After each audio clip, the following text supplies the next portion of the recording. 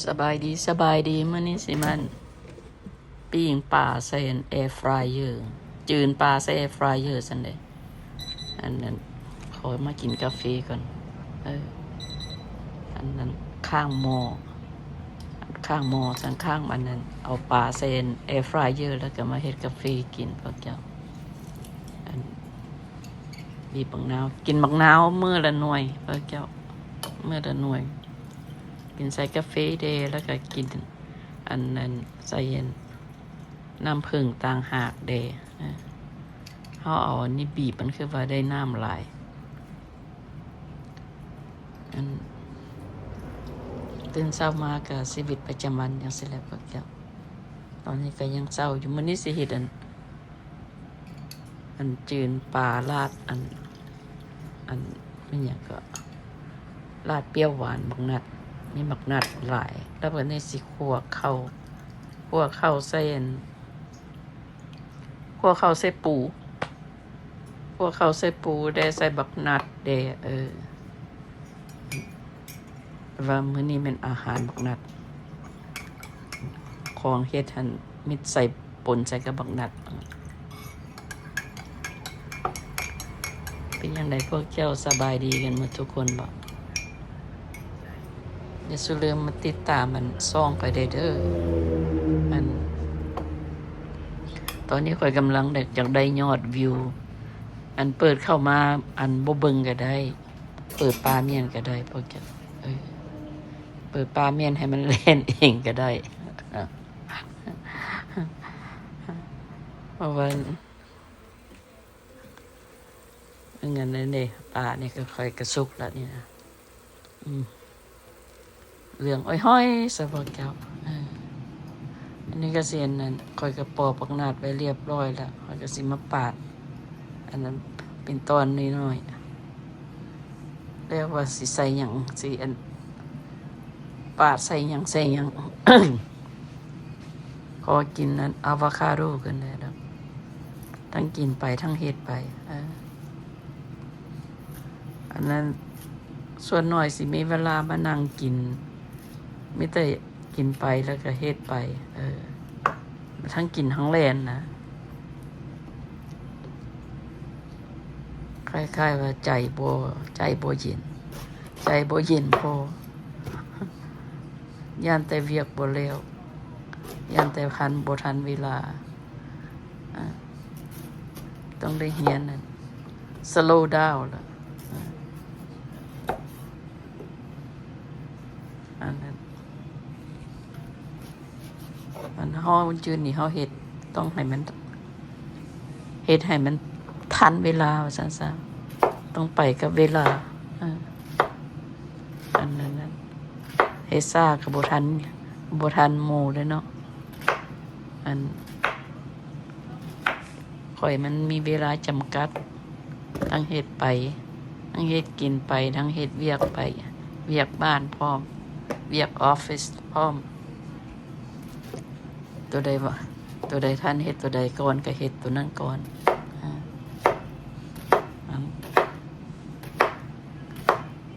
ก็ประมาณนี้แหละพวกเจ้าอันเบาละเอียดสุดลืมเด้ออันนั้นเข้ามาเบิ่งกดไลค์กดแชร์เด้เบิ่งอันนั้นเวลาของข่อยมันก็ยังบ่หันฮอด 10% ซ้ำเดี๋ยวนี้นะอันนั้นข่อยก็หาก็สิเริ่มเฮ็ดเป็นจริงเป็นจังมาได้ 3-4 มื้อ 5 มื้อนี่แหละเมื่อก่อนข่อยก็เฮ็ดลินๆหัวอันมาเดี๋ยวนี้ 3-4 มื้อมานี่ข่อยก็เฮ็ดจริงเฮ็ดจังบ่ฮู้ว่าสิเฮ็ดไปฮอดมื้อใดถ้ายอดวิวข่อย10 คน20 คนนี่มาเบิ่งนี่ข่อยก็ดีใจแล้วนะถ้าเบิ่งจบเด้ถ้า10 คน20 คนเข้ามาเบิ่งจบนี่ข่อยก็พอใจแล้วนะ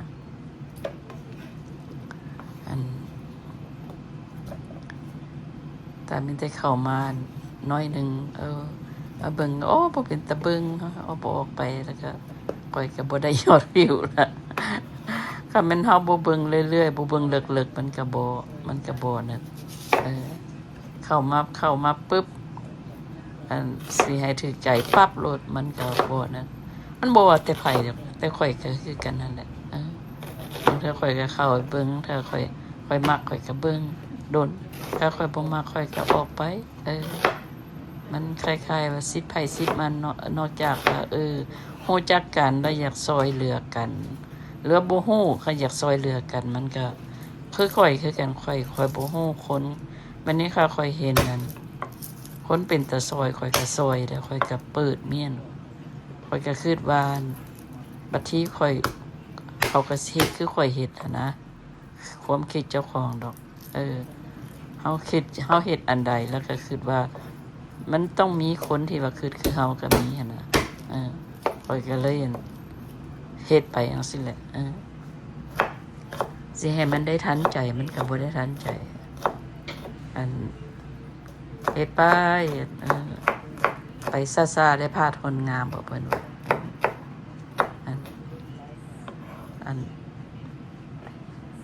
ทั้งโทปาดผักบัวได้ทุกกระเทียมได้เอาไว้คั่วให้มันเรียบร้อย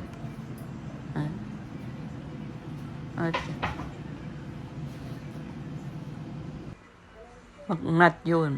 ตลาดคอสโก้กับพ่อซื้ออยู่นี่จืนปลาค่อยก็เรียบร้อยแล้วจืนในแอร์ฟรายเยอร์พวกเจ้าเขาบ่ได้จืนน้ำมันได้มันก็เป็นตาแซ่บคือกันอันนั้น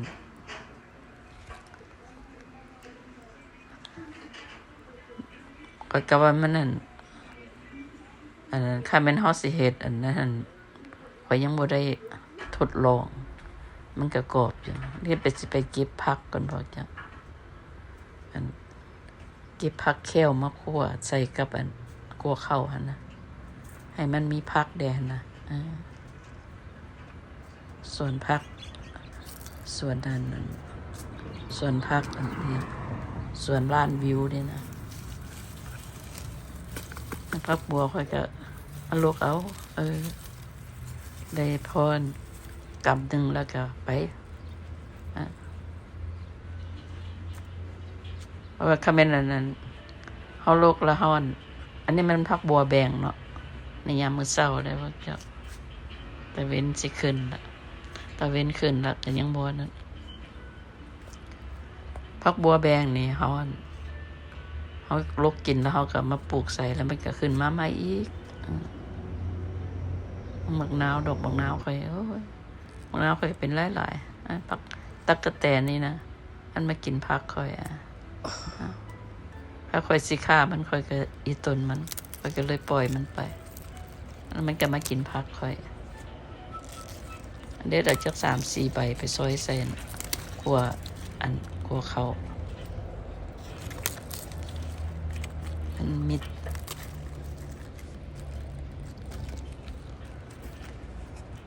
ีวิตามินสูงบ่เพิ่นว่ามันไม่ดีหลายแนวว่าซั่นซะนี่ก็นั้นดอกบักม่วงค่อยงามโอ้ค่อยถ้าบ่ไหวอันนั้นปัดยามเดือน6เดือน7มานี่โอ้ยเบิ่งบักม่วงค่อยบักเพชรค่อยพดอันนั้นซื้อมาตอนที่มันเป็นหน่วยกินจนว่าเปิดต้นละ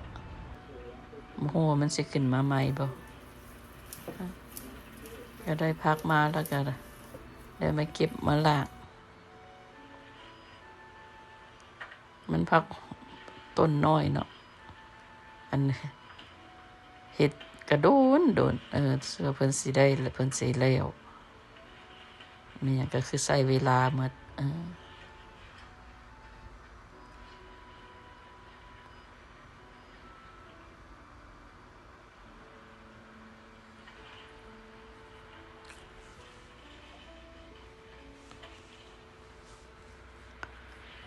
ล้างพวกเพิ่นให้มันสะอาดดี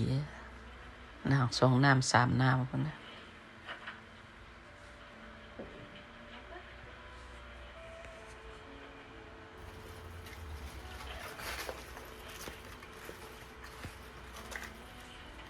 นี่ก็เสียมันซอยน้อยๆว่าซอยใหญ่มันสิยำยากซอยน้อยๆเอา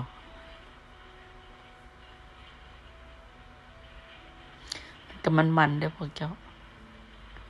มันคืออันเมียงก็คือใบกะหล่ำแก่หั่นแหละ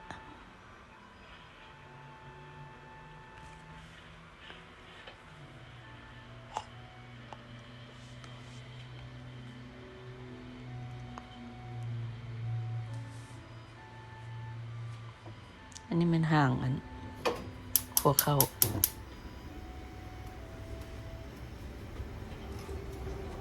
คั่วข้าวใส่ปูค่อยซื้อมาคาเทียน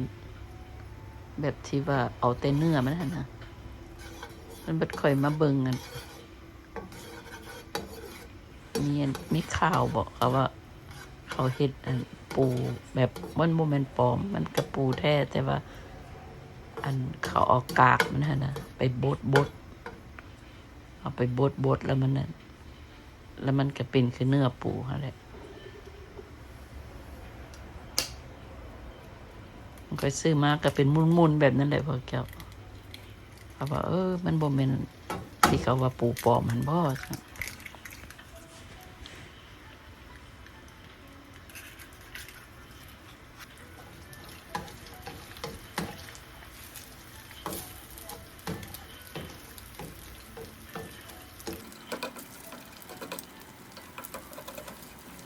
คั่วไข่ให้มันสุกให้มันเป็นตอนก่อนพวกเจ้าอันนั้นค่อยมันคั่วกระเทียมหน่อยนึง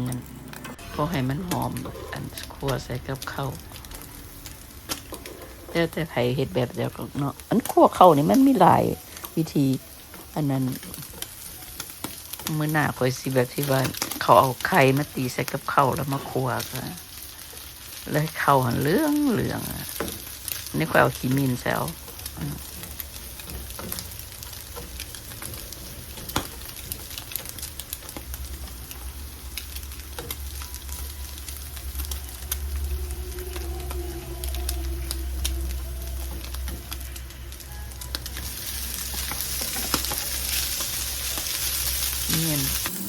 มีไม้ตั้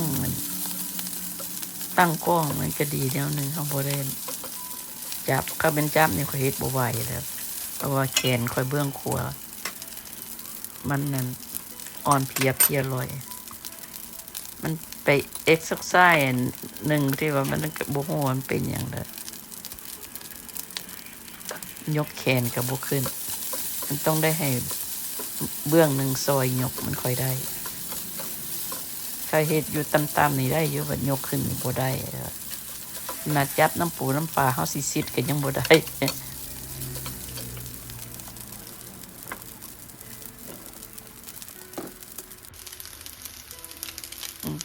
คือเอานี่ใส่ข่อยก็ต้องได้ซอยเพราะว่านั่นแขนข่อยบ่มีแหงเบื้องขวาซ้ำ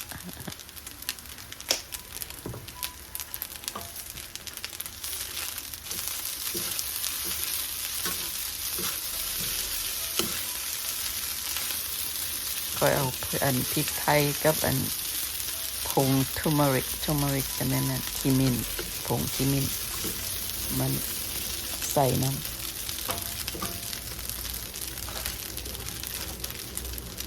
ปูค่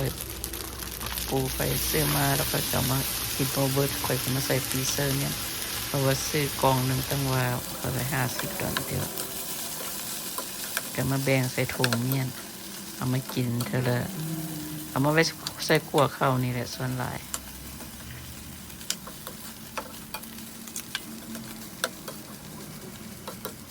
มากินขั่วข้าวใส่ปูมันใส่น้ำหมักเลนใส่น้ำหมักเลนแล้วค่อยแล้วมาคืดออกโอ้ค่อยมีหมักนัดเดี๋ยวค่อยควรจะหมักนัดใส่แทนอยากให้มันมีส้มหวานนะก็เลยใส่น้ำหมักเลนแล้วก็เอามีคือเอาเห็นมีหมักนัดก็เลยเอาหมักนัดมาใส่พร้อมอีกจนว่าสิแล้วแหละคือคิดออกเมื่อก่อนก็ยังเคยเห็นอันพวกเขาใส่บักนัดอันใส่หน่วยบักนัดอันก็พวกเจ้าอันเรียกว่าแซ่บ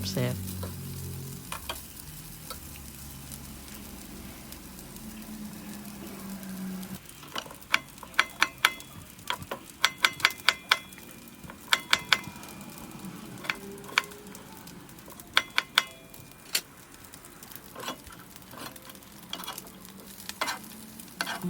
เอาบักนาดมาป่นเนี่ยเอามาใส่หน่อยหนึง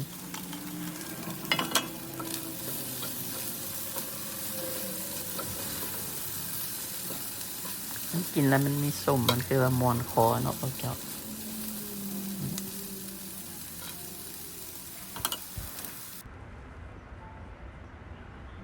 ดอกไม้หน้าบ้านค่อยกระดอกปักเข่งเรียบร้อยตอนบักนัดกับโครงเคลงเนี่ย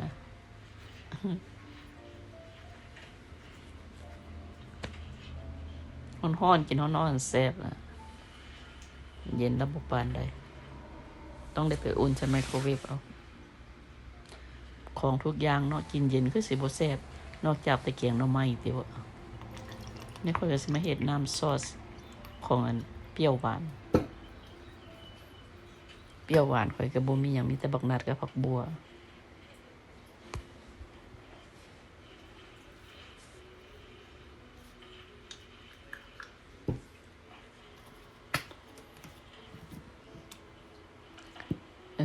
เว้าละอาหาร2อย่างนี้ใส่สูตรแบบเดียวกันหมดเลยน้ำซีอิ๊วน้ำมันหอยซีอิ๊วขาวน้ำหมกลิ้นมี3อย่างนี่ใส่ได้2อาหาร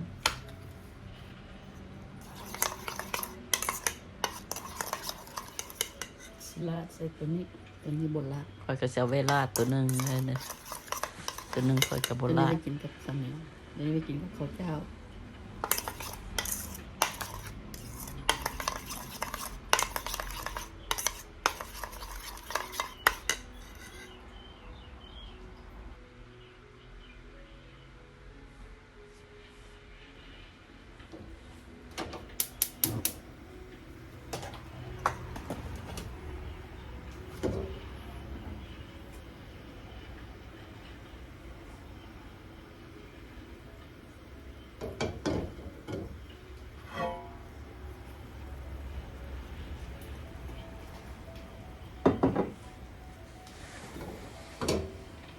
เฮ็ดอยู่เฮ็ดกินนี่มันก็ต้องมีสมาธิด้วยเนาะพวกเจ้าเพราะฉันก็ลืมหน้าลืมหลัง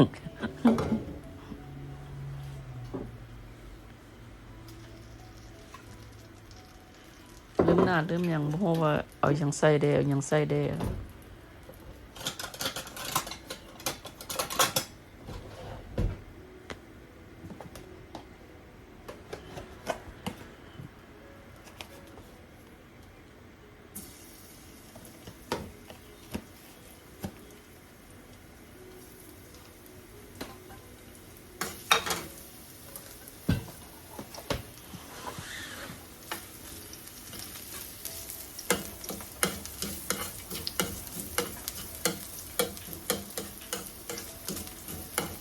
ขวดกระเทียมให้มันหอมๆ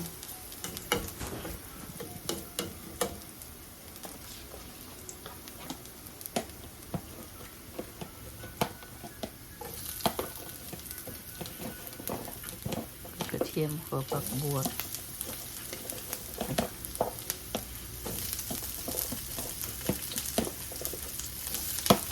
ทุกอย่างอยู่หั่นบ่ถึงว่าสิให้มันสุกหลายก็ได้เพราะผักบัวเฮาก็กินดิบได้กระเทียมเฮาก็กินดิบได้ผักนัดเฮาก็กินดิบได้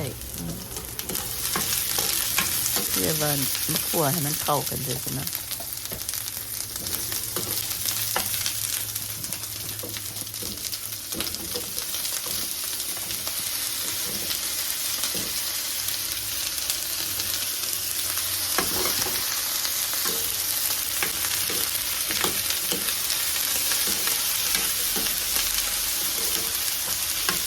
น้องเบิ่งไปเด้อพวกเจ้า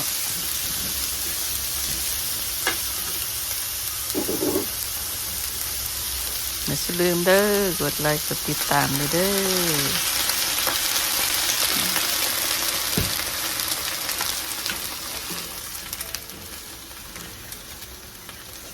กดกระดิ่งนะท่านเขาไปห้องว่ากดกระดิ่งแล้วมันย้ำค่อยเห็นอย่างออกมาแล้วมันสิบอกพวกเจ้า ว่าโอ้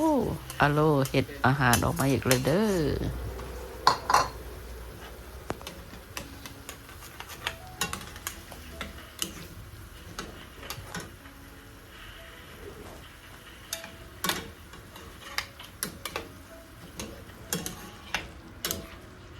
หม้อแบนๆนี่มัน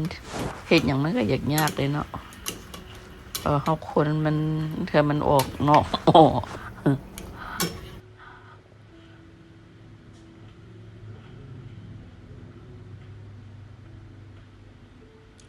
อันเอาแป้งอันสิงคโปร์ใส่น้อยหนึ่งเบิ่งกันนั่นตอนแรกนึกว่าน้ำมันเอาใส่มันน้ำมันก็บ่ใส่เด้เนาะถ้าน้ำบ่ใส่เขาก็ถ้าน้ำใส่ข้อยก็เอาแป้งสิงคโปร์ใส่น้อยหนึ่งถ้าน้ำมันบ่ใส่แล้วข้อยก็บ่อยากใส่ได้เซแล้วก็เลยเอามาใส่ซะหน่อยหนึ่งเพราะให้มันคือมันค่อยเหนียวตัว